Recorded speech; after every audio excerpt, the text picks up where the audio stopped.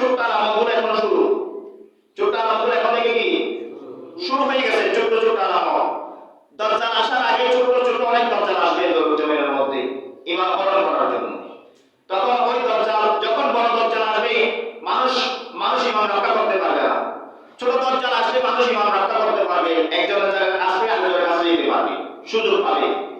এখন আমাদের বর্তমানে আমাদের সমাজের মধ্যে, দেশের মধ্যে নয়, বিশ্বের মধ্যে ছোট্ট ছোট্ট দাজ্জাল অনেক বের হয়ে গেছে।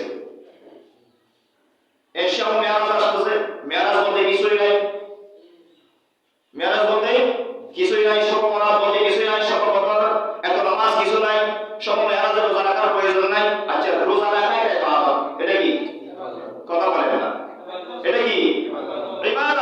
রোজা রাখি কি আমরা কাউকে রাজি করার জন্য নাকি আল্লাহকে রাজি করার জন্য? এটা ফতোয়াবাজি করার প্রয়োজন আছে? কথা বলেন না। আমরা ফতোয়া শুনি না, আমরা রোজা রাখি আল্লাহকে রাজি করার জন্য। আমরা রোজা রাখি কিসের জন্য? আল্লাহকে রাজি করার জন্য। সেখানে এখানে ফতোয়াটা তো শোনার শিখার প্রয়োজন সময় নাই, আমাদের টাইম নাই। এটা হলো ইমানদারের কাজ। ইমানদারের কাজ, একটা কথা আছে, গোলামের কাজ গোলামি করা, মালিকের কাজ গোলামি কবুল করা। ঠিক কি বলেন না? আমরা আল্লাহর গোলাম, আল্লাহর বান্দা, বান্দার কাজ বন্দেগী করব, মালিকের কাজ কি করবে? মালিকের কাজ কবুল করা।